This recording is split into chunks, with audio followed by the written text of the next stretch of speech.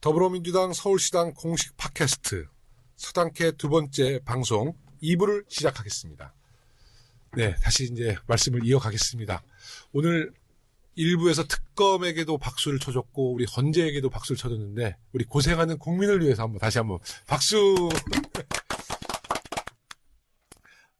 밖에서는 뜨겁습니다. 예. 네. 이 스튜디오 안에서는 저 밖에 박수 소리가 잘 안 들리는데요. 네.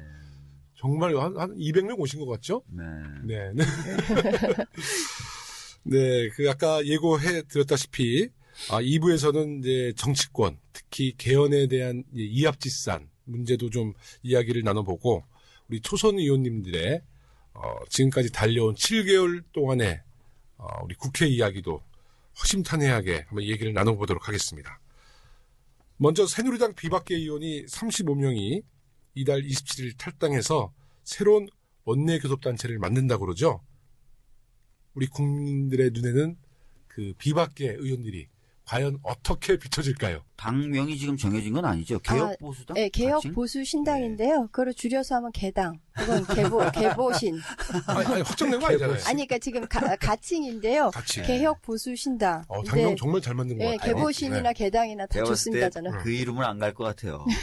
개당이라고 부르는데 설마 안 갈 것 같아요. 당명 너무 잘 만든 것 같아요. 사람들이 막 벌써 패러디하고 개보신이냐, 개당이냐 그래서요. 원래는 바른보수당 그랬었다면서요.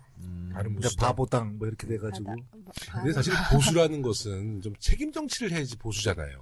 네. 보수라는 것이 책임이잖아요. 책임을 짓는 자세.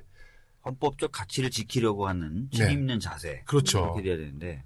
근데 책임을 전혀 짓지 못하고 어려워지니까 바로 당을 탈출해 나와서 신당을 창당한다. 그게 과연 우리 국민들이 진정한 보수로 볼지 의문입니다. 네.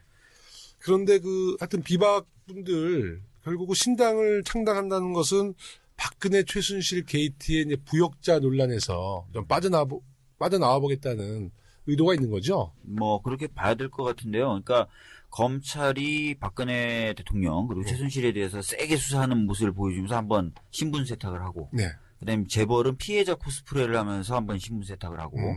그다음에 새누리당 의원들은 탄핵에 찬성하고 또 탈당 및 분당을 하면서 신분 세탁을 한번 하고 이런 식으로 좀 신분 세탁이 이어지고 있어요. 맞아요. 네. 국정조사를 봐도 비박계 의원들의 지인들한테 질타는 우리 야당보다 더 세. 그렇죠. 어제 보면은 김성태, 하태경, 그다음에 장제원 그분들은 야당보다 더 세게 하죠. 아니 근데 내용은 별로 안 센데 근데 목소리가 좀 센 것 같아요. 네, 목소리가 굉장히 세고 어떻게 보면 막 그냥 욱박 지르고. 네, 저는 제2의 우병우인 줄 알았어요. 근데 검사의 모습을 봤습니다. 근데 이제 문제는 지금 이제 비박계 신당이 아직 출연하지도 않았는데 여론조사는 심상치 않게 나오는 것 같아요. 네, 그런 현상은 어떻게 받아들이세요? 근데 탈당하시면서 이미 그런 예측을 그분들도 하셨던 것 같아요. 보수 지지층이 상당하고 본인들이 나가서 좀 제대로 된 보수의 모습만 보여주면 안정적으로 20%에서 30%의 지지율은 얻을 수 있다. 네. 이런 분석들을 간간히 하셨던 것 같거든요. 실제로 그래서 한 20% 가깝게 나오고 있죠. 지금 18.7%. 18.7%인데 저는 이거 다 거품이라고 보는데요. 그러니까 일단은 보수들이 이제 기댈 때가 마음둘 데가 없잖아요. 그러니까 이제 여기 비박계가 탈당해서 이렇게 창당을 한다니까 여기에 그냥 온갖 기대를 다 투사해가지고 그냥 전 좀 생긴 거품이라고 생각을 해요. 또 빠지겠죠. 그러니까 그 비박계는 이제 국민들이 생각하기에는 그 비박계 안에 이제 반기문 이런 분들이 이제 들어온다고 예상하고 있는 거겠죠. 그렇죠. 예. 그러니까 인물 중심으로 지금 국민들이 아마 좀 거기에 대한 후한 점수를 주는 것 같은데 국민 여러분들께 말씀드리지만 절대 속으시면 안 됩니다. 그렇죠. 네. 예. 아니 저는 보수 정당을 반대해서가 아니라 정말 이번 국정 논란에 가장 책임 있는 사람들이 당명을 바꿔서 나온다고 해서 다시 거기에 지지를 보낸다 그러면 우리나라의 부패는 안 없어지는 거죠. 그럼요. 예. 네. 그러니까 신분 세탁 말씀하셨는데 아무리 세탁하려고 해도 때 안 빠집니다. 근데 때를 국민들이 벗겨주셔야 될 것 같아요. 그래서 국민 여러분들이 정말 거기에는 속으시면 안 될 것 같다는 생각이 들고요. 지금 특히 이제 정계 개편 얘기 많이 나오잖아요. 네. 개헌이라는 것은 굉장히 중요한 이슈이긴 하지만 이 개헌이라는 것을 놓고 정계 개표, 다시 말해서 좀 정치하려는 어떤 이제 좀 약체 후보들이다. 또 이렇게 뭐 최순실에 부역한 사람들이 정계 개편을 개헌을 통해서 한다는 것은 그 순수한 그 국민의 열망이 담겨 있는 개헌을 악용하고 정말 그것을 너무나 나쁘게 개헌을 어떻게 보면 팔아먹는 거 아닌가요? 국민에 대한 배신 행위? 그러니까 사실은 그 지금 개헌을 이야기할 경우에는 지금 당면한 가장 큰 과제인 박근혜 세력에 대한 단절, 네. 이런 부분에 대해서 좀 논점을 흐릴 수가 흐리게 있는 하는 거죠. 예. 예. 지금 광장에 나가봐도 그 개헌이라는 얘기는 안 나오고 있잖아요. 네. 지금 여전히 이제 퇴진하라 혹은 무슨 재벌, 언론, 뭐 검찰 개혁 이런 얘기 나오고 네. 이렇지 거기서 그 개헌이라는 그런 구호는 저희는 이제 철저하게 그 국민들 마음을 따라가야 된다고 생각을 하는데 뭐 개헌도 뭐 원론적인 측면에서 분명히 필요하죠. 그 뭐 제왕적 대통령제가 갖는 폐해는 또 다들 잘 알고 있으니까요. 근데 지금 우선순위는 아니라는 거죠. 네, 그리고 네, 괜히 네. 지금 끼어들면 논점을 흐리게 하고 또 그거를 좀 불순하게 이용하려는 그런 또 사람들이 있기 때문에 분명히 이제 저희가 경계를 하는 것이죠. 저도 광화문 촛불 집회에서 개헌 이란 네, 구호는 구호나 뭐 피켓은 단 한 번도 본 적이 없어요. 예, 맞습니다. 그러면 하여튼 국민의 명령은 개헌은 아니다라고 현 우리가 시점에서 예. 네, 단정 지어도 무관하다. 네. 국민이 원하시는 대부분의 구호는 검찰 개혁, 개혁? 언론 개혁, 재벌 개혁인데 재벌 개혁, 이건 다 법률 개정으로 할 수 있어요. 네. 예. 네. 네. 개헌까지 갈 필요가 없거든요. 네. 그러니까 마치 이런 국민들의 열망을 담기 위해서 개헌이 반드시 필요한 것처럼 얘기하는 것은 좀 그러니까 타이밍의 잘못된 문제죠. 해석이죠. 그렇죠. 네. 예. 그리고 저는 뭐 개혁적인 과제들을 국민들이 원하는 개혁적인 과제를 우선 에너지 있게 하고 네. 충분한 논의를 거쳐서 정말 좋은 개헌안을 만들어서 하는 것이 오히려 더 좋다. 한 번 그럼요. 개헌하면 그 20, 30년 또 써야 되거든요. 전적으로 동의합니다. 사실 미국의 법을 봐도 미국의 법이 정말 고칠 게 많죠. 네. 근데 개헌 잘 안 하잖아요. 그럼 법에 어떻게 보면 우리 정치인들이 주로 정치인이죠. 정치인들이 잘못한 것을 저는 헌법에다 핑계를 대고 있는 것이 있다. 그 헌법에 문제가 있다고 하더라도 정치인들이 정말로 잘하면 네. 그 헌법적 가치를 충분히 우리가 유지할 수 있죠. 그럼요. 네. 하여튼 개헌 문제로 이합집산하는 그런 모습에 많은 국민들이 좀 의아해 하시는데 오늘 국민의당에서 즉각 개헌 추진을 당론으로 확정했어요. 저는 사실 좀 놀랐습니다. 왜냐하면 개헌이란 것은 국민의 의견을 충분히 반영해야 되는데 아직 어떤 의견이 안 나왔단 말이죠. 왜 이렇게 좀 그 스피드를 내는지 그 우리 공식 당 대변인께서 나오셨으니까 공식적인 입장을 한번 말씀해 주세요. 부담 갖지 마시고 지도부랑 상의 안 했으니까 상관없어요. 예, 그러니까 좀 전에도 얘기했지만 개헌의 필요성에 대해서는 아마 거의 많은 분들이 공감을 하시지만 저는 그거는 좀 장기적으로 네. 추구해야 될 것이고, 그러니까 멀리 있는 그 모호한 것보다는 그 가까이 발 앞에 있는 그런 구체적인 거를 먼저 성취하고 쟁취해 나가야 된다고 생각을 해요. 그래서 이 국민의당이 즉각 개헌을 당론으로 확정한 것에 대해서 매우 우리 당으로서는 유감이죠. 네.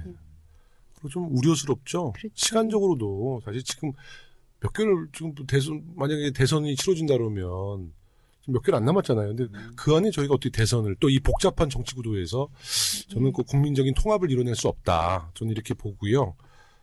개헌을 해야 된다도 아니고 즉각 개헌이다라고 하니까 좀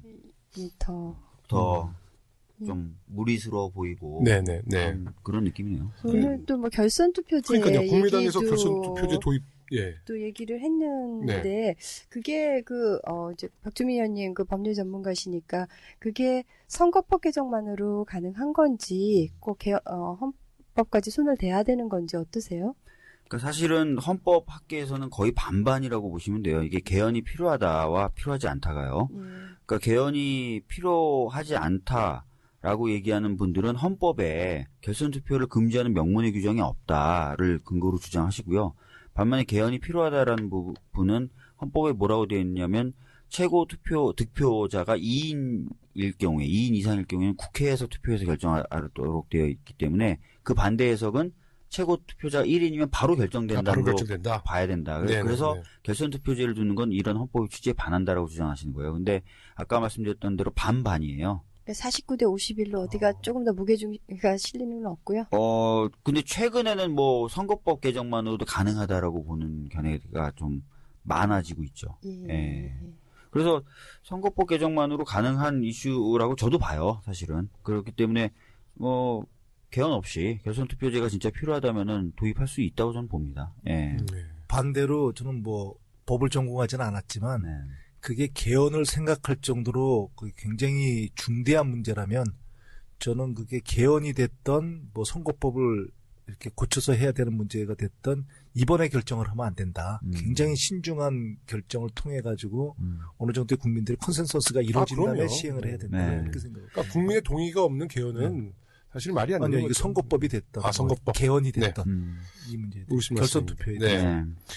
근데 이제 그 개헌 세력의 본격적인 활동은 아마 내년 1월 반기문 총장이 귀국함으로써 또 굉장히 좀 혼란스러울 것 같아요. 우리 당은 혼란스럽지 않겠지만 이제 기타 당들이 뭐 이합 집산하고. 근데 문제는 그렇게 하겠죠. 그 개헌을 부르짖는 사람들이 마치 자신들은 진짜 개혁적인 세력인 양 포장을 할 테고. 네. 어떻게 포장을 하죠? 이거 진짜 이 박근혜 대통령이 저지른 이런 만행이 전부 다 헌법의 문제인 것처럼 하면서 이거는 반드시 고쳐야 되고 고쳐야 된다고 따라서 주장하는 사람들이 정의롭고 뭔가 국민들을 생각하는 것처럼 얘기하면서 네. 헌법을 지금 당장 개헌하지 않자고 하는 세력들을 가리켜서 권력을 탐하고 네. 곧 지네들이 대통령 될 것 같으니까 이 불합리한 그리고 불공정한 제도를 온전시키려고 하는 세력이다. 그래서 지금 호원 세력이라는 명칭을 자꾸 쓰거든요. 지금 보수 언론의 그 사설을 읽고 계신 건 아니죠?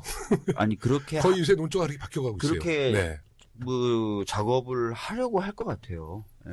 그러니까 지금 우리 박주민 의원님 말씀 들어보니까 최근에 보수 언론의 논조가 뭐 그런 호언 이런 얘기하면서 뭐 지금 대통령제 문제점 이런 걸 자꾸 지적하는 것 같아요. 그러니까 그런 움직임이 이미 이제 보수 매체에서는 움직이고 있다는 거죠. 네. 그러니까. 네네. 에드벌룬 딱 띄워놓고 반기문 딱 들어오면 이제 바로 작업을 시작하겠죠. 근데 에드벌룬은 이게 이제 광고용이잖아요. 네. 그리고 기간 지나면 뭐 바람 빠질 수도 있고, 뭐 공주로 놀러갈 수도 있고, 뭐 네. 대변인. 역시 대변인. 아니 그리고 바람 불면 수학 날라가나 박사. 거기. 수학 박사. 아니 맞습니다. 그래서 그 김진태 그 유명한 촛불 발언처럼 이 에드벌룬으로 끝날 것 같아요. 네. 근데 이렇게 될 수도 있어요. 그러니까 저쪽은 개헌이라는 것으로 국민들의 선을 가를 거예요. 그러면서 많은 다른 갈등과 문제들이 사라지겠죠. 대표적인 게 언론개혁, 재벌개혁, 검찰개혁이 사라질 겁니다. 눈앞에서. 그죠? 네. 그러니까 언론과 검찰과 재벌은 살아나죠. 다시 살아나죠. 예. 음. 근데 그러면 진짜 어떻게 보면은 국민들 열망이 담아서 국민들이 외쳤던 그런 요구는 사라지거든요. 그래서 저희는 더 빠른 속도로 언론개혁, 재벌개혁, 검찰개혁을 더 외쳐야 될 것 같아요. 맞습니다. 예, 더 강하게. 저는 이번에 촛불 보면서요, 사실 좌절도 많이 했지만, 또 새로운 희망도 본 게, 정말 대한민국의 시스템을 바꿀 수 있는 절호의 기회인 거거든요. 국민들이 일어섰잖아요. 이 시스템으로 안 된다. 그러니까 우리가 한번 정신 차리고, 이제 국민의 민심을 정말 잘 받아들여서, 우리는 국민만 바라보고 가면 되는 거죠? 네. 근데 네. 걱정은 이제 재벌과 언론들은 재벌개혁과 언론개혁, 검찰개혁이 이슈가 되는 걸 원하지 않겠죠. 네. 그러니까 권력구조 분점이라고 하는 개헌에 많은 사람이 관심 가지기를 원할 테고 그걸로 계속 보통 에드블런이 아니라 굉장히 큰 에드블런, 다양한 에드블런, 뭐 형형색색의 에드블런 이런 것들 거로, 계속 띄울 거예요. 현란하게 현란하게 띄울 거예요. 혼란스럽게 만들겠죠. 그래서 하여튼 저희는 국민만 바라보고, 이제, 그런 보수 언론이나 또 그런 그 개헌 세력과는 확실히 좀 다른 정당의 모습을 보여야 될 것 같은데요. 하나 네. 여쭤볼게요. 네. 왜 해필 반기문 총장의 기구 시점에 맞춰가지고 개헌 논의가 본격화되는 거죠? 구심점이 될 수 있으니까. 반기문 총장이 그래도 구심점이 그렇게 될 수 있죠. 되면은 네. 사실 이번에는 그렇지 않아도 선거 기간이 짧을 텐데 네. 다음 대통령은 저는 누누이 제가 몇 번에 걸쳐서 얘기하지만 정말 검증된 사람이 좀 검증된 분이 좀 됐으면 좋겠거든요. 네네. 근데 사실 반기문 총장님에 대해서는 지금 검증이 전혀 안 이루어지고 있는 거죠. 네. 그럼 그 개헌 논의에 이루어진 거 있죠. 변절을 많이 하셨다. 뭐 이런 거. 최악의 유엔 총장이다. 총장. 예, 아니, 그러니까 뭐, 객관적인 평가. 그 개헌론이 뜨면요 검증도 할 수가 없어요. 네. 왜냐면은 예. 블랙홀로 쫙 빨려들어가요. 그렇죠. 개헌파와 예. 소위 말하는 진짜 이 단어 쓰고 싶지 않아요. 호언파로 나뉘어지면서 갈등이 그것으로 응집이 되거든요. 양쪽 네. 갈등이. 그러니까 그거를 위주로 선명성 싸움을 하게 되기 때문에 개별 후보의 그 자질 문제라든지 세력이 과거에 어떤 일을 했다든지 이런 것이 쟁점이 안 되죠. 그래서는 절대로 안 된다는 거죠. 예. 그러니까 이제 저쪽의 전략은 그거네요. 개헌이라는 것을 놓고 이합집산 플러스 후보 물타기. 그렇죠. 네, 검증을 예, 안 할 수 있는 예. 막 물타기로 우리가- 개헌 갖고 막 하는 거죠. 뭐 네.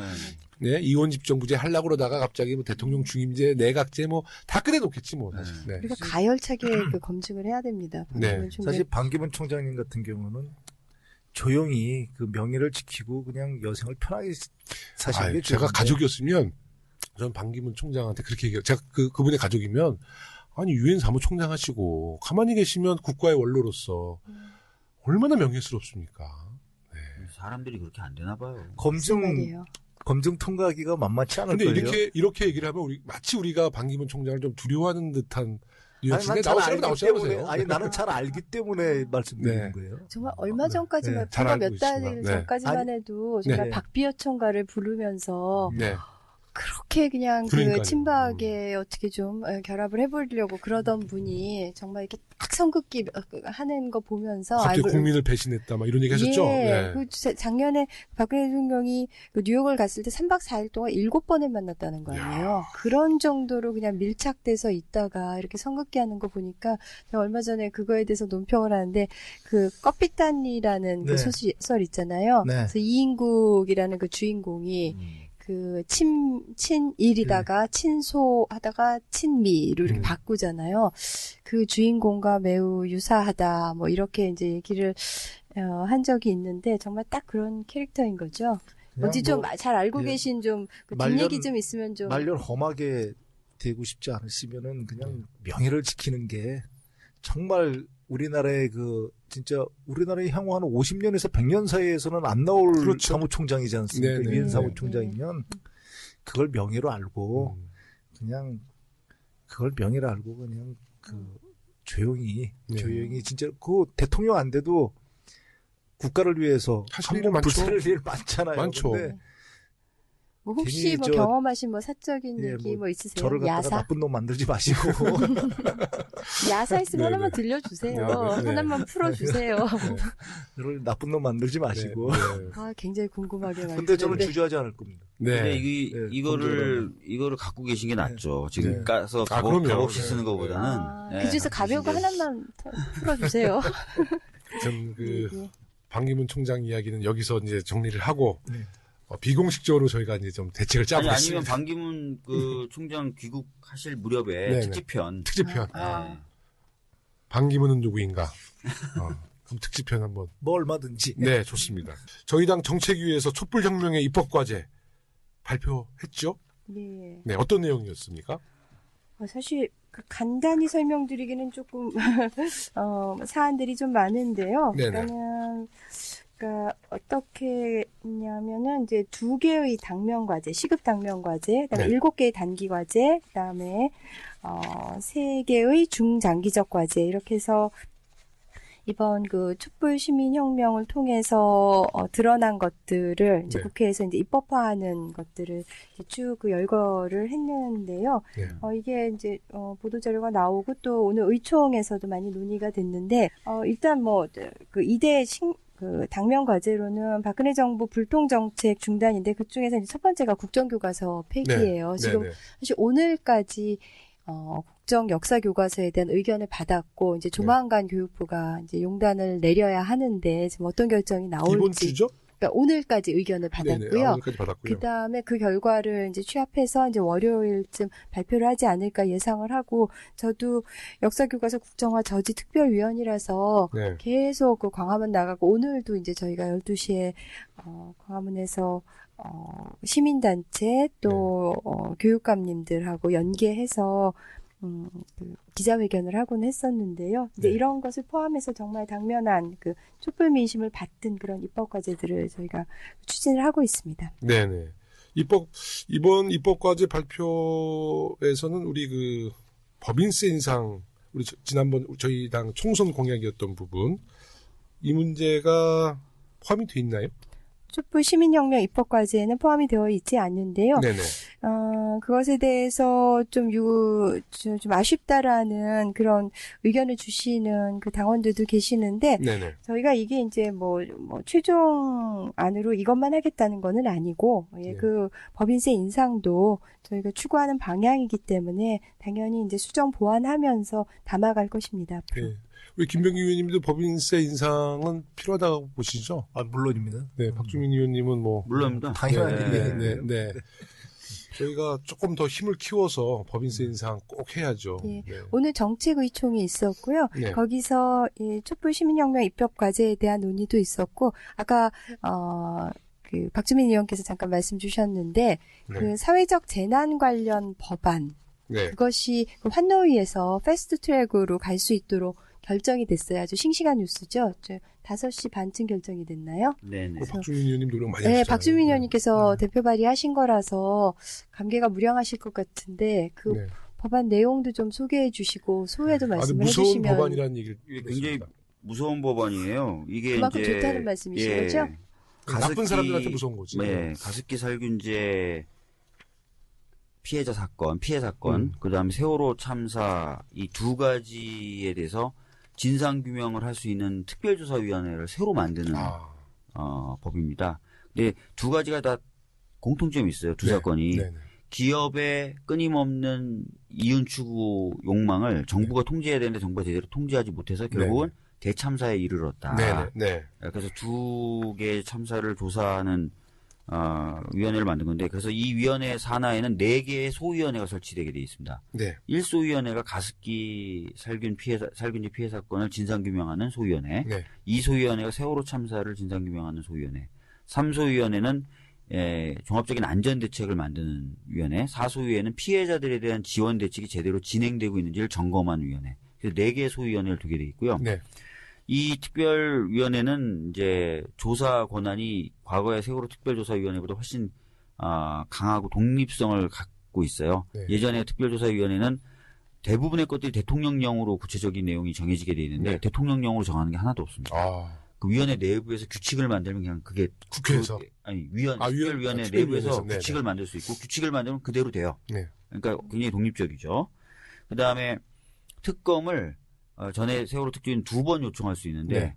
횟수에 제한 없이 요청할 수 있습니다. 네. 그리고 특검을 요청할 때 특검이 될 만한 사람 5명의 후보까지도 같이 추천하도록 돼 있어요. 어마어마하게 강하죠. 그걸 누가 만들었다? 우리 더불어민주당. 그 중에서 누구? 네, 제가 대표 발의했어요. 네. 근데 이제 환노위 의원님들이 특히 고생을 많이 하셨죠. 네네네. 굉장히 이거를 패스트트랙 지정하면은 여러 가지 이제 새누리당 쪽에서는 반발이 있을 건데 그걸 감안하시고도 과감하게 패스트트랙으로 지정해 주셨고 거기에는 국민의당, 그다음에 정의당 환노위 위원님들도 전원 동참하신 거죠. 네. 근데 이제 단점은 이제 330일이 지나야 이 법이 본회의에 올라가고 그때 이제 통과시킬 수 있다는 건데 그럼 11개월이에요. 네, 근데 11개월. 제 예상은 이게 굉장히 강력한 내용을 담고 있기 때문에 네. 그 전에 새누리당 쪽 에서 협상을 하자고 할 것 같아요. 네. 다른 좀 더 약한 내용으로. 그러면 뭐 봐서 경우에 따라서는 시급성이 더 중요하다라고 하면 협상을 할 수도 있고 시급성보다는 이 본질적인 내용이 더 중요하다. 그러면 그냥 밀고 나가면 될 것 같고. 이게 재정법인 거죠. 재정법입니다. 이 그냥 회기 내에 4년 내에 그 재정법 하나 통과시키기 어렵다고 하는데 정말 끝까지 잘 갔으면 좋겠습니다. 예, 잘 됐으면 우리가 좋겠습니다. 이제 내년 초면 일당 될 수 있잖아요.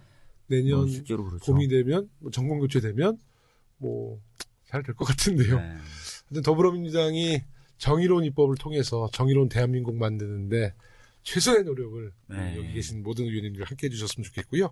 잠시 광고 듣고 와서 이야기를 이어가겠습니다. 네, 이제 조금 좀 가벼운 주제. 예, 저희가 20대 국회가 열린 지 이제 7개월 흘러갔습니다. 정말 7개월 동안 너무나 많은 일들이 있었어요. 저는 몇 번 국회의원 떨어졌잖아요. 떨어졌을 때, 딱 떨어진 날, 4년을 또 어떻게 참지? 그러고 이제 하루하루 살아요. 그럼 그 4년이 너무 시간이 안 가요. 그래서 나름대로, 굉장히 장수하는 기분이라는 것으로 위안을 잡고 살았는데, 당선이 되니까 시간이 더 안 가는 거예요. 네. 그러세요? 네. 당선이 되니까 시간이 더 안 가. 더 좋아. 더 좋은데, 정말 의원님들도 벌써 한 6, 7개월 됐지만 6, 7개월부터 더 오랜 시간 국회의원 하신 것 같지 않아요? 그런 느낌. 네. 왜냐면 네. 일이 너무 너무 많잖아요. 많으니까요. 다양한 일이 너무 많으니까. 역사적인 일들도 많지 네. 않았습니까? 이제 6월 달에 처음에 이제 들어와가지고 8월 달에 중국 가서 그 난리 쳤죠. 사드 문제로. 아하. 갑자기 국정감사 했죠. 최순실 게이트 터졌죠. 탄핵 전국 됐어요. 저는 진짜 한 4년 한 것 같아요. 그러니까요. 박주민 의원님은 어떠세요? 저도 그랬어요. 5월 말 6월 초에 갑질 국회의원으로 갑자기 등극을 해요. 맞아. 네. 뭐 KBS에서 하루 9시 뉴스 하는데 저를 두 꼭지를 달아서 까고 조선 문화 뭐 각종 보수 일간지들이 사설로 저를 까주시고 막 그런 일 당하다가 또 뭐 세월호 개정안 당론으로 채택해서 냈는데 안건조정위원회 회부되고 막 속상하고 뭐 이러다가 마찬가지로 이제 탄핵 정국 와서 탄핵하면서 제가 가라는 글자를 그렇게 많이 연습해 본 적이 없어요. 가. 네. 틀리게 쓸까봐 가. 하여튼 서울 그런 못해 나오신 거죠. 분이 그러지 못해요. 근데 저만 연습한 게 아니라 재선 삼선 의원님들도 연습하고 계시더라고요. 옆에서 가 이러면서. 그 와중에 우리 박주민 의원님은 네. 그 짧은 기간에 또 상당히 많은 부분을 갖다 거리에서 또 주무시고. 그렇죠. 백남기 어르신 저 우리 또 청문회. 네. 청문회와 네. 또 백남기 어르신 그 영장 집행을 네, 어떻게든 좀 네. 해보려고 애썼던 것도 있네요. 네. 네. 우리 김병기 의원님은 한 7개월 좀 어떻게 보내셨습니까? 저는 남들이 눈을 얘기하듯이 걔가 도대체 뭘 하냐 그러면 저는 아주 잘 지내고 있는 거예요. 좀 건방지게 얘기하면 네. 스텔스는 보이지 않을 때 값어치가 있는 거지 보이면 이미 값어치가 없는 거예요. 스텔스. 스텔스 네. 기능이. 이게 한마디 한마디가 너무 멋지신 것 같아요. 네. 전 거기에 자부심을 느낍니다. 네. 지난 방송 때 들으셨어요? 우리 의원님께서 원래 국정원에 오래 계셨잖아요. 네. 근데 전혀 국정원 티가 안 난다고 네. 진정한 국정원 출신으로 인정받으셨잖아요. 네. 네. 스텔스. 진짜 멋있습니다. 아. 네. 우리 박경미 의원님 어떻게? 저도 네. 뭐 국회 들어온 후에 정말 다양한 경험을 총천연색 경험을 정말 압축적으로 한 것 같고요. 전 처음에 들어올 때 제가 그래도 교육 쪽 비례 전문성을 갖춘 비례니까 교육과 관련된 여러 가지 입법이나 좀 제도들 정비하는 데 집중을 할 거라고 생각을 했는데 뭐 이런 전국의 소용돌이 속에 있으면서 또 뭐 교육에 사실 좀 아쉬움은 남아요. 거기 제가 워낙 했었어야 되는 부분을 좀 소홀히 한 것 같아서 그런데 나름 열심히 살았네요. 네. 이게 뭐 이렇게 생각하시면 될 것 같아요. 사실은 저희가 진짜 굉장히 혼란스럽고 막 이렇게 다양한 일로 7개월 지냈는데 아마 내년에 대선이 좀 끝나고 나면 차분하게 입법 활동하고 네. 연구 활동을 할 수 있는 네. 전국이 좀 왔으면 좋겠어요. 네. 예. 아니 저희가 지난번에 탄핵 가결되기 전에 다 이제 사직서 썼잖아요. 예. 그때는 기분이 어떠셨어요?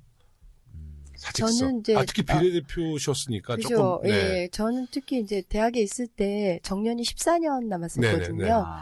그러다가 여기 지금 이제 4년짜리 비정규직이 됐잖아요. 4년도 아니고 내가 6개월, 7개월로 끝나는구나, 뭐 이런 생각도 했었는데요. 그러니까 더 좀 네. 비장했죠. 근데 우리 그때 모든 의원님들이 아주 뭐 그런 데 당당하게 한 번도 그렇게 망설이는 분 한 번도 못 봤어요. 네. 네. 근데 이제 어떤 특정 상임위 어디였죠? 산자위였나요? 저요? 아니야, 산자위 분들이 예, 좀 그때 늦게 뭐 쓰셨죠? 네. 늦게 쓰셨는데 이분들이 막 서로 웃으면서 우리 2명 남았으니 한 명이 원내대표고 한 명이 대변인으로 되겠다 뭐 이런 식으로. 근데 하여튼 네.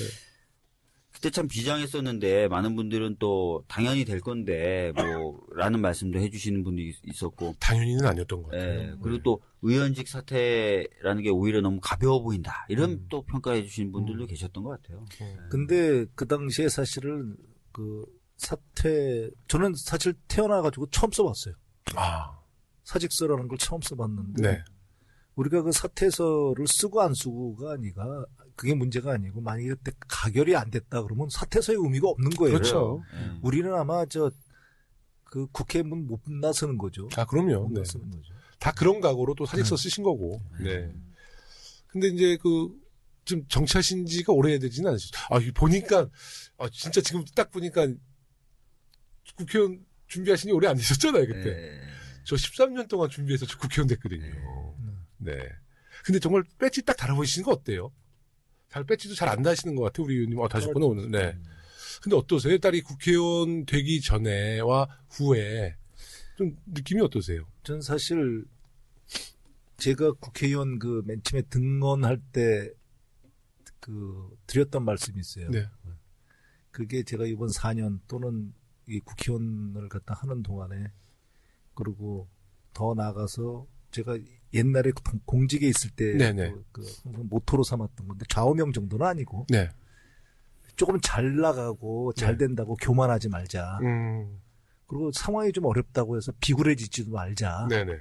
이게 항상 제 모토였는데 거기에 조금 하나를 더 보태게 됐다면 제가 경험을 해보니까 정말 제가 정치를 하는 의미가 이 국민이 부여한 권한, 이 권한에 대해서 내가 쓰는데 주저하지 말자. 네. 대신에 그 책임을 절대로 회피하지도 말자. 아, 예. 더 좁게 얘기하면은 저보러 알아주는 문바라고 그러는데 맞습니다. 저 문재인 좋아합니다. 문재인 대표 좋아하는데 더 좁게 얘기하면 문재인 대표 같은 사람이 난 대통령이 됐으면 좋겠다. 우리 대선 특집 때 다시 한번 다루겠습니다. 예. 더 나가면 안 될 것 같죠? 네? 그러니까 하여튼 말을 마치면 네.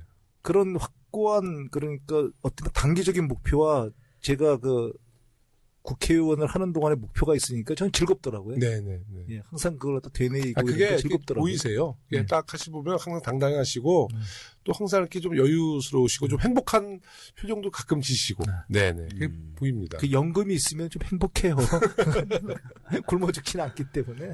우리 박주민 의원님도 사실 인권 변호사로서 많이 활동하시고 이제 국회의원이 되셨는데 의원 되시고 나서 어떤 각오가 있었어요? 그러니까 저도 여기저기서 인터뷰나 이거 할 때 제가 드렸던 말씀이 저는 국회의원이 되기 위해서 국회의원이 된 게 아니라 해야 될 일이 있어서 국회의원이 네. 된 사람입니다. 그래서 4년 동안 제가 해야 될 일이라고 생각했던 걸 하기 위해서 노력할 거고 그것만 일단 생각하겠습니다라고 말씀을 드렸었고 지금도 좀 그 정신으로 살려 그래요. 그러니까 네. 제가 무슨 특권이다 아니면 또 새로운 어떤 지위다 신분이다 자꾸 이렇게 생각하면은 안 될 것 같고 네네. 제가 해야 될 일을 잘 하고 있는가를 네. 기준으로 저 자신을 돌아봐야 된다고 생각하면서 하루하루를 좀 보내려고 하고 있죠. 예. 그러면 이제 국회의원 하시기 전에 세월호 변호사로 유명하셨잖아요. 네. 그러니까 세월호 변호사로서 우리 정말 세월호 가족들의 눈물을 닦아주면서 좀 어떤 권력이라는 게 좀 나에게 있었다면 이 억울한 죽음을 조금 더 진실도 밝히고 도와드릴 수 있을 텐데 이런 마음에서 국회의원을 하시려고 했습니까? 아니면 또 그 전에 또 다른 사회적 많은 이슈 때문에 국회의원에 제가 꿈꾸셨어요? 사실은 이제 10년 정도 인권 변호사 하면서 느꼈던 여러 가지 모순들이 있거든요. 네네. 그러니까 강정이나 밀양 같은 데 보면 대규모 국책 사업이 그 동네에 들어오는데 제대로 설명도 안 해요. 네. 땅을 막 함부로 수용하고 그러죠. 그게 마음이 아파서 제가 공공갈등 관리 기본법안이라는 걸 냈어요. 네네, 그러니까 어떤 일정 규모 이상의 국책 사업을 할 때는 반드시 설명하고 네. 주민들의 동의를 얻도록 하는 절차를 규정하는 법을 만들었어요. 발의했어요. 그 다음에 이제 예를 들어서 검찰이 너무 이상한 사건들을 제가 많이 했었거든요. 네네. 네. 그래서 이제 검사장 직선제 관련된 법을 냈었고, 네. 그 다음에 한미 FTA 반대 운동이나 이것도 제가 많이 했었는데, 네. 한일 군사정보 보호협정 관련된 여러 가지 네. 법을 냈었고, 근데 조약 체결에 관련된 절차가 없더라고요. 네. 그래서 조약 체결 절차법을 발의했었고, 그러니까 이런 식으로 좀 제가 좀 해보고 싶었던 일들이 또 필요하다고 생각했던 일들이 좀 있었어요. 물론 네. 제가 직접 한다는 생각은 안 했었어요. 네네.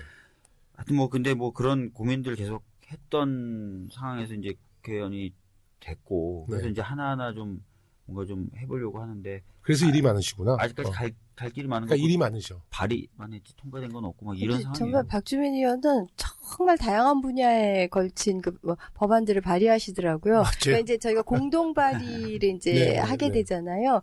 그래서 저희 방에 이제 오는 거 보면 박주민 의원실은 박주민 의원님은 참 오지랖이 넓으시다. 네. 너무 밑에 있는 직원들이 다양해가지고. 정말 힘드시겠다. 아, 뭐 이런 굉장히 거지. 힘들어하세요. 민변이나 참여연대 경험이 저한테는 좀 그런 소중한 자산이 아, 되는 그럼요. 것 같아요. 네, 민변만 해도 이제 위원회가 네. 국회처럼 위원회 굉장히 많거든요. 네, 네, 근데 제가 네. 사무처장 하면서 이 위원회들에 다 발을 담그다 보니까 또 이슈들을 좀 많이 알게 됐던 그런 게 좀 저한테 소중한 자산이 되는 것 같아요. 네. 그래서 저 상임위도 좀 같이 해봤거든요. 근데 제가 박주민 의원님 옆자리에 있으면 제가 같은 동료 의원이지만 참 자랑스러워요. 왜 네. 그러시죠? 저는 여가위에서 아까 옆자리인데요. 술 사준 것 같아요. 끝나고 술 사준 것 오늘 같아요. 끝나고 술 내신다고 네, 해서 네, 저도 아, 그리고 참 사드릴게요. 최근에 네. 박주민 의원님 그 고등학교 때 사진인가 막 돌고 있어요. 야, 완전 꽃미남이 돼요. 그 사진 보니까. 지금 아니란 머리도 말씀이세요? 곱슬이 아니, 그래요. 최근에 자꾸 이제 그 얘기 또 지지자들이 싫어하시는데 세월호 변호사입니다. 공식적인 별명은. 근데 거지갑 의원 때문에 좀 화제가 됐잖아요. 그래서 이제 좀 그런 이미지가 조금 있었는데 또 예전 사진을 보니까 너무 꽃미남이에요. 그거 고등학교 때 사진인가요? 고등학교 졸업하고요. 아, 너무 멋있었어요. 네. 네, 네. 그리고 우리 박경미 의원님은 이제 저희 당의 그 수학교육학과 박사님. 예. 네. 근데 지금 예결산위원회 들어가셨었어요? 아니요, 제가 아니. 계산은 잘하는,데 전 안 넣어준다고요. 그러니까 우리 당이 지도부가 문제인 거예요. 아니 대한민국 최고 수학 잘하는 분을 예결산위원회 안 넣어주는 게 말이 안 되잖아요. 네. 근데 그 의정활동 중에서 가장 기억 남는 거. 네.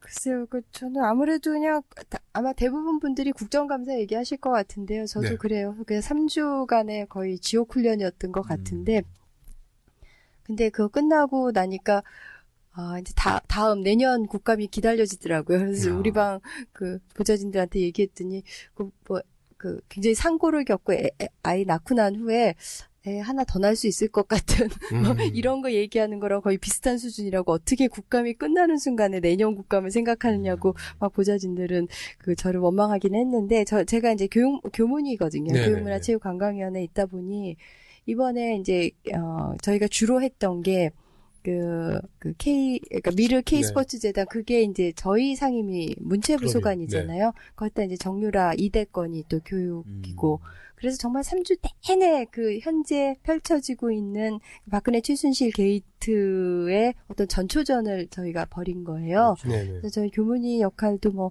상당 부분 됐었는데 물론 이제 JTBC의 그 태블릿 PC가 기폭제가 되기는 했지만은 어쨌든 그 이전 사전 작업들은 저희 교문에서 많이 이루어졌고 그러다 보니까 정말 그 과정들이 지난했어요. 일단 새벽 보통 2시 넘어까지 상임위가 지속된 날들도 많았고 체력적으로도 굉장히 부담은 됐는데 그래서 이제 정말 지옥 훈련 같기는 했는데 나름 이제 거기서 의미를 많이 찾았고 특히 이렇게 전국을 뒤흔든 그다음에 우리나라의 어쩌면 운명을 바꿀 이 현재 상황을 만들어 왔다는 그런 자부심도 있고요. 물론 저희 진짜 교문이 국감 늦게 끝나더라고요. 이번에 뭐 거의 새벽 네. 2, 3시에 네. 끝났다고 이렇게 문자가 의원방에 워낙 올라오고. 그 교문이가 그렇긴 했는데 그때는 이제 교육부는 좀 일찍 끝나고 문체부는 약간 쉬어가는 식으로 좀 그러니까 교육부는 늦게까지 하고 문체는 좀 쉬어가는 원래는? 시기였는데 네. 근데 이제는 이제 교육부를 양쪽이 다 핫하니까는 정말 근데 힘들었죠. 교문이는 새누리당 의원들이 좀 드세잖아요. 그쵸. 의원님은 드세신 편이 아니라 굉장히 논리적이신 분인데 그 분위기 세실 때는 굉장히 세세요. 전희경 의원하고 한 번 붙었죠. 네 누구랑 붙었죠? 전희경 의원하고 네. 예. 그래서 근데 승패는 주차비가 그분이시죠, 전희경 의원님. 네 네. 승패는 어떻게 됐죠? 패는 뭐 무승부? 모르겠고요. 근데 선방하셔서 무승부만 해도 근데 제가 처음에는 좀 목소리도 착하고 그랬었는데 네. 지금 조금씩 야성이 생기고 있다고 네. 옆에서 말씀을 해주셔서 저는 사실 지역구에서요 정말 한 번도 화를 안 내요. 매일 웃고 다니고 막 매일 꾸벅꾸벅 하는데 제가 이 국회에 들어와서 이제 특히 상임위 활동할 때는 잘 안 웃어요. 그러니까 우리 지역구 분들이 제가 또 TV에 가끔 나오잖아요. 보면, 야, 김용호가 굉장히 뻣뻣해지고 저거 국회의원들이 건방져서 그러는데 또 지역에 오면 또 굽실굽실하거든요. 나긋나긋해지고. 그러니까 사실 우리 국회의원들이 권위주의를 빼야 되거든요. 그러니까 우리 국민과 주민들에게는 항상 낮은 자세로, 권력에는 그래도 좀 당당하게. 저도 좀 그런 생각을 갖고 정치합니다. 그럼요. 네. 예. 박주민 의원님, 김명희 의원님 다 뭐 비슷하신 것 같아요. 네. 진짜 겸손하신 분들만 모이신 것 같습니다, 오늘. 그러다 보니까 방송이 좀 너무 이렇게 좀 뭐라 그럴까, 이렇게 그 터진 게 별로 없네요. 팟캐스트 같은 경우에는 보통 잡벅, 깔때기 뭐 이런 것들이 좀 주로 웃음 유발 소재인데 고품격. 네. 고품격 방송을 우리가 하기 위해서. 네. 그 좀 아쉬웠던 부분들도 있었던 것 같아요. 뭐 우리 김명희 의원님은 7개월 동안 의정 활동하시면서 이거 좀 뭐 지난 뭐 국감 때나 저 상임위 활동하시면서 좀 아쉬웠던 부분도 좀 있으셨나요? 저는 이제 제가 사실 우리나라의 그 지금 국감 피대상 기관들이 다 중요하죠. 네. 다 중요한데 저는 제가 국가와 국민을 위해서 우리나라에서 가장 묵묵하게 헌신하는 조직. 네. 이게 제가 두 군데를 맡고 있습니다. 야, 그럼요. 하나가 군이고, 국방? 네. 하나가 군이고, 하나가 정보. 정보기관이거든요. 네. 정말로 그 기관들은 정의롭고 강력해져야 국가를 지키는 기관들이거든요. 네. 국민을 보호하고. 그럼요. 그리고 그 국민을 위해서 기꺼이 희생할 수 있는 그런 조직이 돼야 된다. 네. 근데 제가 와서 봤더니 군에 대한 복지가 네. 저는 사실은 제가 국회의원이 된 목적 중에 항상 얘기했던 게 정의롭고 강력한 정보기관을 만드는 게 네. 나에게 주어진 마지막 임무다. 그렇게 생각을 했었는데. 마지막에 처음의 임무가 될 거예요. 예. 하실 일이 아주 너무 많아요. 아직. 그런데 사실 군을 보니까 네. 참 군인들 보면서 참 사람들이 많은 얘기를 하잖아요. 군에 네, 대해서 네, 우리가 네. 참 이렇게 아쉽고 네. 이런 얘기들을 많이 하는데 그것 빼놓고는 전부 다 좋더라. 음. 그 강한 명예심과 그리고 묵묵히 고통을 느끼는 자부심 네. 그런 것이 군대에서 군인들이 더 함양되고 우리가 긍정적으로 발휘하게 할 때 누구보다도 강력한 군인이 되게 할 수 있다. 네. 근데 그 군인들에 대한 사실 어떻게 보면 제가 밖에서 봤던 거와 여기에 들어와서 봤을 때 군인에 대한 복지 분야라든지 이런 것들이 우리가 생각하는 것보다 훨씬 못하더라. 네. 네. 네. 그런 거에 대해서는 우리가 다음 없는 지원을 해줘야 된다. 야. 그렇게 생각을 했는데 그걸 갖다 좀 더 이렇게 못했던 게 아쉽고 앞으로 꼭 해야 되겠다. 그렇게 생각을 합니다. 오늘 이 방송을 국방부 게시판에 좀 올려야겠습니다. 네. 청취율 완전 올라갈 것 같아요. 근데 정말 우리 국군 장병들 또 얼마나 고생 많으십니까? 이런 문제를 굉장히 쉬운 문제인데 우리 의원들이 잘 생각 못 하잖아요. 네. 너무 또 이렇게 쉽게 생각할 수 있는 문제 또 저희가 깊게 고민을 안 하는데 제가 한 말씀을 네. 더 드리면 네. 그 군 국방개혁에 대해서 이렇게 어떤 분이 입안을 하셨는데 그분한테 대단히 결례되지만 정말로 조직의 ABC도 모르는 분이 했더라. 네. 왜냐하면 군이라는 것이 지금 우리가 장기적인 관점에서 지금 출산율이 저하되기 때문에 사병 숫자를 지금 줄여야 되는 그런 뭐 절대적인 명제가 지금 되고 있거든요. 네. 뭐 불가피하게. 그러면 우리가 만약에 사병 숫자를 줄여야 되는 문제가 생기고 군 기간을 단축해야 되는 문제가 생기면 복무 기간을 네. 그러면은 조직 체계상 ABC가 장군과 사실은 장교 숫자를 훨씬 더 강력하게 늘려놔야 됩니다. 네. 그 장군과 그 장교의 그 정원이 늘어나 있어야 네. 유사시 때 써먹는 거거든요. 유사시 때 사병들을 갖다가 동원해가지고 우리가 사병들은 그 쉽게 동원할 수가 있어요. 사실은 네. 훈련시키고 근데 그런 유사시 때 장군을 어디서 구할 거며 장교를 어디서 구할 건가를 한 번쯤은 생각을 해봤어야 된다. 근데 그 숫자를 왕창 줄였어요. 네네네. 그러면 그거는 약한 군대거든요. 네. 사실 이런 거칠은 표현을 써서 될지 모르겠지만 네. 약한 약한 군대는 마른 돼지나 똑같은 거예요. 말은 되지.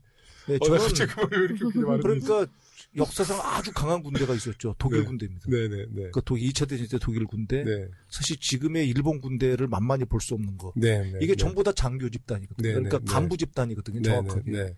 그 간부 집단의 정원 숫자를 갖다가 우리가 유지하는 게 사병 숫자를 줄이는 것보다 훨씬 더 쉽고 훨씬 더 강력해질 수 있는데 그런 기본적인 걸 갖다가 안 해놨더라고요. 그래서 왜 그랬냐 하는 게 군이 네.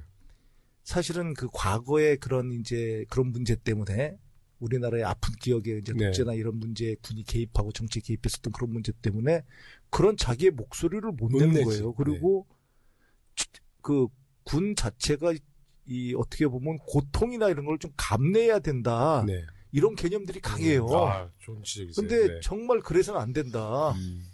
근데 그런 거를 우리나라 여당이 아니라 야당 국회의원들이 그런 걸 갖다가 강하게 제기하고 우리가 오히려 우리 야당이 수권 정당이 되고 우리가 정권을 갖다 운영할 수 있는 기관이 되려면 네. 그 군에 대해서 우리가 할 수 있는 강력한 지원을 해줘야 된다. 네. 난 그게 그런 거라고 생각을 하거든요. 지난번 좋은 말씀이죠. 초등학교 1회 때 네. 정청래 의원이 차기 국정원원장으로 말씀했는데 국방부 장관 네. 하셔야 될 것 같아요. 저는 두 개를 다 하셔야 장교가 되나? 아니기 때문에요. 네네. 아, 또 그런 조건이 있나요? 아니요, 그런 근데 건 대통령이 없는데 임명하면 국방부 장관 되는 거죠, 뭐. 네. 우리 의원님은, 전공 따라가야 됩니다. 우리 의원님은 조금 좀, 아쉬웠던 부분. 뭐 저는 이제 사실은 들어왔을 때는 굉장히 욕심이 많았었는데 여러 가지 개혁적인 법안을 내놔도 제대로 논의가 안 되거나 또는 뭐 통과가 안 되거나 이런 것을 보고 계속 너무 많죠. 아쉽고 답답했죠. 네. 예. 그래서 뭔가 좀 국회 내에서의 어떤 제가 일하는 방식이나 이런 것들도 네. 좀 점검을 해보고 네. 그래야 되겠다라고 요즘 생각을 좀 많이 하고 있는 상황이에요. 네네. 네. 우리 박경민 의원님은 아쉬웠던 아쉬웠던 점은 아까 좀 얘기를 하셨죠. 그러니까 예. 입법 발의는 지금 난 예, 입법해서 좀, 뭐, 일부 개정안 통과된 것도 한 2개 있고. 2개 있어요? 그다음에 전 하나밖에 없는데 2개나 하셨어? 제가, 예, 그 좀 심혈을 기울였던 게, 네. 재정법은 아니고 이제 전부 개정안으로, 그러니까 워낙 과학교육진흥법이라는 게 있었는데, 그거를 이제 수학 정보 과목까지, 소프트웨어 교육까지, 요즘 뜨는 코딩까지 합쳐서 네. 과학수학정보교육진흥법으로 이제 확대 개정하는 거를 냈고, 이제 네. 그게 이제 제가 좀, 전문성을 발휘할 수 있는 거라서 그 부분이 그래도 성과라면 성과고 제가 의미를 부여한다면 할 수 있을 것 같고요. 네. 그다음에 잘하셨습니다. 국회에서 연구 단체들 하시잖아요. 네. 저는 이제 4차 산업혁명 연구 단체 하고 있는데 그게 이제 3당 비례 1번들이 같이 해요. 네. 그래서 셋이 굉장히 사이좋게 그래서 뭐 다양한 그런 토론회 같은 거 개최해 온 거 그게 그냥 성과라면 성과인 것 같고요.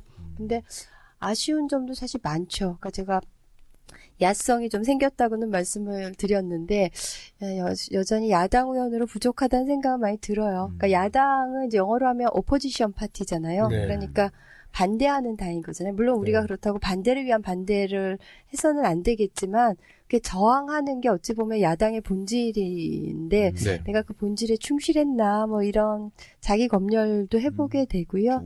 근데 조금씩 그런 성향은 좀 저돌적인 성향은 이제 조금씩 키워가고 있는 것 같고 그래서 무슨 집회나 어떤 시위 이런 현장에도 저는 비교적 충실하게 가는데 이렇게 앞장서서 그런 거는 이제 성향상 잘 안 되더라고요. 근데 이제 그런 것도, 그런 샤이함도 많이 벗어내야 될 것 같습니다. 네. 근데 이제 의원님이 이제 처음에 저희 영입되셨을 때 이제 수학 예. 교육자로서 예. 영입됐는데 전 처음에 과연 정치와 수학 어떤 관계? 그러니까 사실 수학이 이제 모든 학문의 기초이긴 하지만 어떠세요? 그러니까 수학의 전문인으로서 우리 당에 들어와서 정치적으로 혹시 이런 전문성, 아까 이제 교육 쪽은 분명히 전문성이 있는데 어떻게 뭐 좀 도움이 되나요? 글쎄요, 그냥 어떤 논리 체계 같은 것에 익숙하기 때문에 사실 법 체계도 굉장히 수학 체계 구조랑 비슷한 면이 있어요. 네네. 사실 수학하고 법하고 정말 평행선을 달릴 것 같지만 이렇게 보면 접점이 있거든요.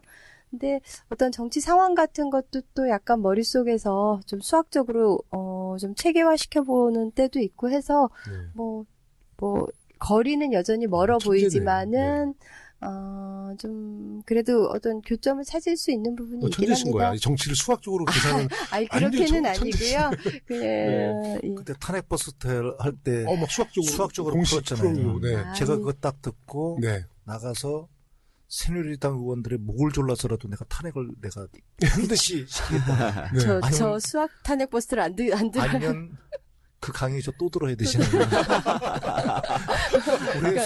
우리 수학하면 맞은 생각밖에 안 나요. 굉장히 비싼 생각했어요, 저도. 제 전략이 감이 찍혀 있는데요. 근데 아주 굉장히 참신했잖아요. 예. 네. 네. 또 그런 또 이 수학과 정치. 대단했어요. 네. 1등 공신. 아, 그 더불어민주당의 입당은 그러면 언제 하신 거예요? 그 무렵에 영입하실 때? 그러면 이제 당원이 아니셨을 때 더불어민주당, 그러니까 민주당이죠. 예. 민주당에 대한 그러니까 일반 국민으로서 또 그때 교수님으로 계실 때 저희 당에 대해서는 어떻게 생각하셨어요? 글쎄 그 제3자적 입장에서 볼 때는 특히 이제 저희 당이 그 직전에 좀 내용이 시끄러울 좀 있었죠. 네. 때가 있었잖아요. 근데 이제 종편 같은 거 이렇게 보고 있으면 특히 약간의 좀 내분 같은 게 있는 거를 종편에서 굉장히 확대 재생산을 하잖아요. 네. 그래서 굉장히 시끄러운 것들을 이제 많이 본 거예요. 근데 네. 이제 당 내부로 들어와서 보니까 물론 이제 그때보다 요즘에는 이만큼 또 우리 당이 이렇게 안정적인 시기가 없었다고 말씀하시긴 하지만 네. 저는 굉장히 그 외부에서 봤던 것보다는 어떤 이제 그 내부적인 갈등이 그렇게 많지 않고 물론 뭐 소소한 부분에서는 뭐 이견이 있을 수 있지만은 그래도 이렇게 크게 한 목소리 내고 이런 게 제가 바깥에서 항상 뭐 이합 집산하고 그냥 집안 싸움하는 야당 뭐 이런 이미지가 솔직히 없지는 않았었는데요. 내부에 들어와 보니까 안 근데 이제 그러더라고요. 19대 국회 집안 싸움하는 분들이 이제 많이 나가셨잖아요. 예, 네. 그래서 조용해진 것도 있고 네, 또 네. 언론이 그거를 확대한다는 것도 그러니까 있죠. 요즘에도 이제 보면 종편에서 막 사소한 거 꼬투리 잡아가지고 그냥 또 논객들이라고 나와가지고 말도 안 되는 얘기로 막 그 뭔가 해몽을 하면서 말씀들을 하시잖아요. 그런 거 보면은 그때도 실체보다는 훨씬 더 그게 과장됐었겠구나 그럼요. 이런 생각은 들어요. 저희 지도부도 추미애 대표, 우상원 대표도 사실 리더십을 잘 발휘해서 저희 당이 지금은 뭐 안정된 상태죠. 네, 이제 그렇죠. 정권만 잡으면 되는 거죠. 네. 왜 웃으세요? 정권만 잡으면 되죠? 그럼요. 네. 중간에 과정 없죠? 그럼요. 네. 그리고 우리 박주민 의원님, 네. 가장 기억에 남는 입법, 많이 하셨죠? 발의를 많이 했는데 사실 네. 저는 통과된 게 하나예요. 하나예요? 네, 저도 하나고. 근데 영향을 좀 미쳤던 건 이제 전기요금 누진제 네. 법안을 제가 냈는데 실질적으로 이제 새누리당하고 청와대가 제가 냈던 법안을 거의 유사한 식으로 당정 협의를 했죠. 그래서 지금 이제 12월부터 소급해서 적용하는 것으로 해서 영향을 좀 미친 것 같다라는 생각이 좀 있고요. 그다음에 오늘 패스트트랙 지정이 돼서 시간만 지나면 좀 통과될 좀 더 강력한 특조위를 만드는 법. 너무 기분 좋습니다. 너무 기분 좋고 내일 가족분들이 또 안산에서 많이 올라오실 건데 촛불집회 참석하시러 환하게 제가 웃으면서 맞을 수 있을 것 같아서 많은 동료 의원님들께 감사드린다는 말씀을 꼭 드리고 싶습니다. 예. 좀 제가 깜빡했는데요. 오늘 정보유액, 태용호 씨 정보에 나온 네, 잠깐 나와서 간담회를 좀 간담회를 했었죠. 했나요? 네. 그 내용도 좀 들어볼 수 있을까요? 사실 저는 태용호 공사 전 네. 북한 공사에 대해서 이런데 나와서 얘기한다는 것 자체가 별로 바람직하다고 생각을 안 했기 때문에 이전에 그 간담회에서도 좀 감기도 좀 걸렸었지만 참석을 안 했고 오늘도 사실 반대했었어요. 네. 왜냐하면 그 본질을 흐릴 수 있고 근데 그런데 그렇다고 해가지고 그분이 또 국회까지 왔는데 형식에 잘못된 걸 빌미로 네. 돌려보내는 것도 국회의원의 품위에 맞지 않는다고 생각해서 들어왔는데 우리가 생각하는 것 이상의 특별한 얘기는 없었다. 없었어요. 그리고 그분의 입장에서 그러니까 아무래도 그분의 입장에서 보면은 얘기에 제약이 있을 수밖에 없죠. 네, 네. 그리고 진짜 중요한 얘기는 할 수 있는 상황은 아닌 것이고. 네. 아니, 일반적으로 재밌는 얘기. 태용호 공사를 만나줘야죠. 우리가 네. 새누리당 신임 원내대표만 안 만나주면 되지. 태용호 공사까지 안 만나면 끝없죠. 그래서 비공식적으로 해도 이야기 좀 뭐 나눈 게 있나요? 뭐 얘기 조금 있었는데 공개하기가 좀 아니요 그렇지도 않습니다. 네네. 그러니까 뭐 공개할 만큼 뭐 이렇게 특별하게 특별한 그런 얘기가 재밌는 없다. 얘기 없었다. 뭐 당연하게 뭐 그러니까 북한이 지금 체제가 뭐 네. 굉장히 그 김정은 체제는 오랜 기간 동안 뭐 있어서 그 후계자 작업을 한 김정일과 네네. 갑자기 몇 년 안 돼서 후계자 작업을 한 그 뭐 끝에 지금 거기에 북한을 지금 지배하게 된 김정은과의 차이는 분명히 있을 수밖에 없는. 네. 그러니 누구나 다 생각을 하면 뭐 이렇게 뭐 들을 수 있는 얘기들. 네. 그리고 반드시 뭐 태공사만을 통해 가지고 들을 수 있는 얘기들 뭐 이런 거는 뭐 없었기 때문에 네. 굳이 뭐 지금 이 아까운 시간에 그런 거 갖다가 뭐 얘기하는 거는 적절치 않고요. 오히려 뭐 국정원장께서 그 양승태 대법원장이나 네. 이런 거에 대한 불법 사찰은 없었고 네. 그리고 앞으로도 자기 본인이 있는 한 네. 그분은 사실 굉장히 강력해요. 네네. 네. 그런 거에 대한 것을 확인할 수 있어서 나는 오히려 더 그런 게 오히려 더 안심이 되었다. 네. 네. 그리고 근데 그러면 그 보고서는 그럼 상시적으로 작성된 건 아니었다? 아니면 뭐 그런 것뿐만 국정원 아니고 작성한 건 아니었다? 본인들이 뭐 작성한 것 자체에 대해서 일일이 예. 확인을 해주고 안 해주는 거는 정보기관의 그 생산 맞지 않는 거다. 음. 내용도 뭐 사찰 내용 자기가 본인이 봐도 사찰 내용이 아니고 동향 정도 보고서인데 그게 국정원 거냐 아니냐 이런 거 자체를 갖다 확인하는 거는 NCND가 어떤 정보에 대해서 유지하는 게 바람직하다 이렇게 얘기를 하더라고요. 근데 그런 거를 떠나서 그 지금 공개되는 정보 자체가 2014년 초반기의 보고서들이에요. 네네. 그 보고서를 보면 남재준 원장이 재직할 때였고 그걸만 봐도 남재준 원장의 성향을 난 알 수 있다. 근데 항상 얘기하지만 전 그분한테 대단히 결례되지만 그분에 대한 그런 거에 대해서 높게 평가하지 않습니다. 네. 네. 근데 지금의 원장은 그와 달리 그런 것 자체를 굉장히 해서는 안 되는 직무로 아예 네. 보고 있습니다.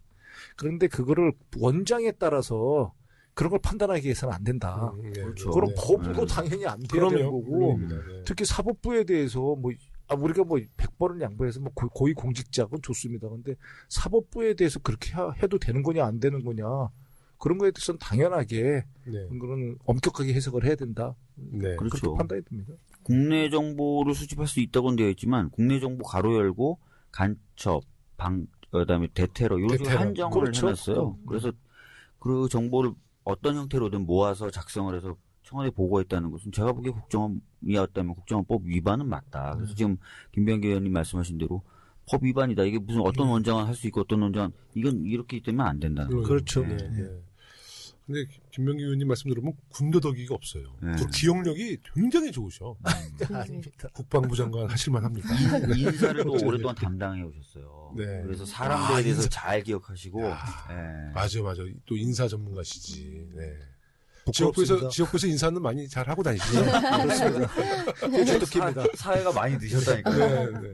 아니, 너무 좀 썰렁한 것 같아서. 저 2017년도 이제 며칠 안 남았잖아요. 우리 박경희 진짜 며칠 안 의원님 남았네요. 2017년도 계획이 좀 어떠세요? 이제 1주 남은 건가요? 네. 그러니까 며칠 안 남았어요. 뭐 이제 마무리 잘 해야죠. 예.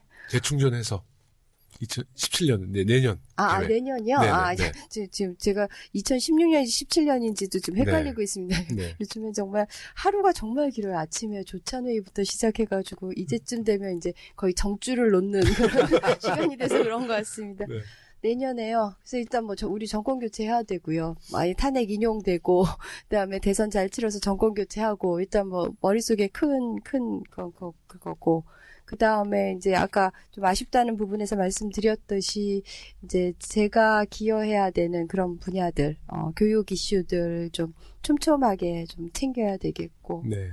그렇습니다. 네. 하여튼 전국을 좀 누비면서 우리 정권 교체를 위해서 또 당의 입이시잖아요. 네. 예. 우리 당의 스피커시니까, 예. 열심히 정말 하겠습니다. 큰 역할 해주시길 바라겠고요. 예. 또 정치를 항상 수학적인 머리로 잘 계산하셔서 전략 기획 잘 짜주시기 바라겠고요. 예. 우리 김명기 의원님은 우선 이제 지금 종로내 다녀야 될 때 아니에요? 지역구. 저도 뭐 마찬가지고 박주민 의원님 네. 뭐 다 비슷하지만. 하나 네. 하고 왔어요. 근데 지금 굉장히 큰 송년회가 있는데 왜 좀 어떻게 올 수 없냐고 지역보좌관님께서.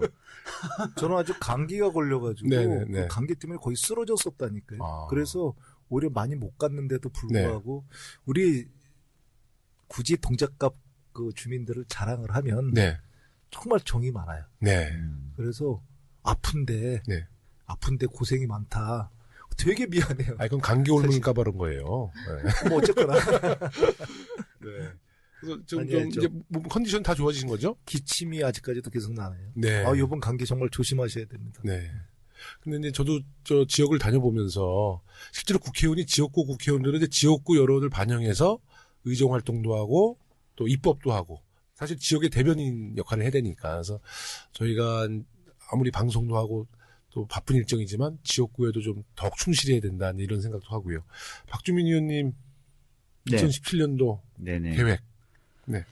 일단 2017년도에는 대선이 있을 것 같아요. 당연히 대선이 있겠죠. 특별하게 뭐 이상한 일 없겠죠, 김병기 의원님? 알자회가 또 네. 탁 추천하는 거 그리고 아니야? 그 대선도 생각보다 원래 예정보다 굉장히 빨리 있을 것 같아요. 그래서 온 국민의 열망이자 저희 당이 당연히 해야 될 정권 교체를 해야 되겠고 그것을 위해서 진짜 뭐 열심히 진짜 한번 해보려고 죽기 해요. 살기로. 네. 열심히 한번 해보려고. 그냥 죽기 살기로 의정 활동보다는 정권 교체를 위해서. 내년에는 사실은 지금 다 해야죠. 아, 지금 그럼요. 예. 제가 말을 받으면 네. 정권 교체를 해야 할 게 많겠더라고요. 아, 물론입니다. 그리고 사실 우리는 잘할 수 있다. 저도 그리고 국가가 10년 정도 되면 이렇게 한 번씩 바뀌어야 아, 그게 뭐- 부패라는 걸 방지할 수 있다. 그게 또 민주주의고요. 네. 그리고 무엇보다도 제가 좋아하는 분이 이번에 꼭 대통령이 되셔야 되겠다.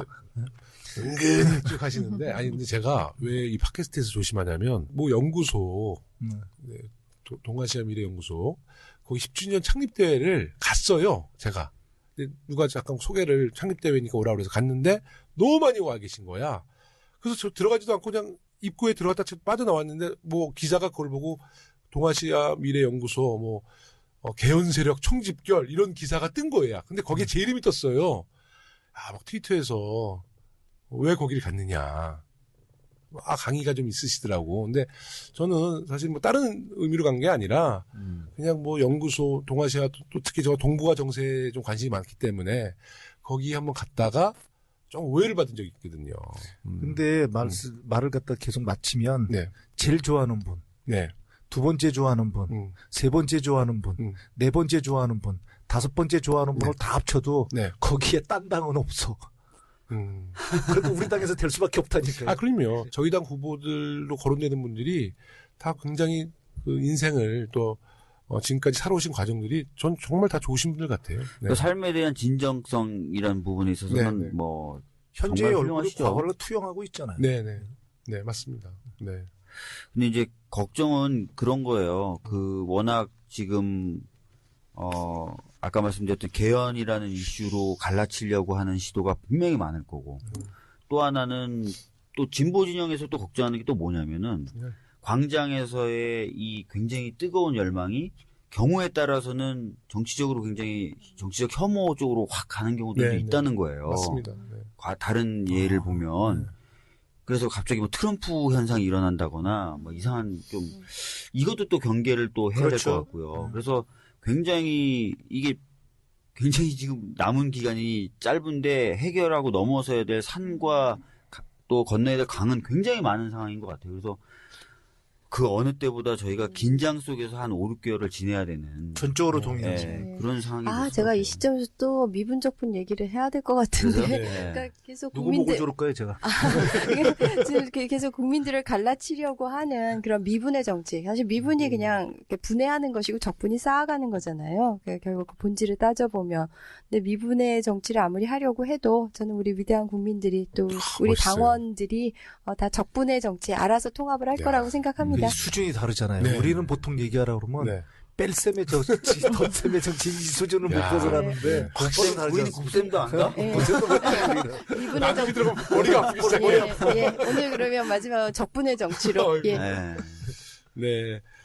하여튼 저희 2017년도에 우리 더불어민주당 모든 의원님들, 특히 우리 초선 의원님들, 저도 초선이지만 정말 잘하시는 것 같아요.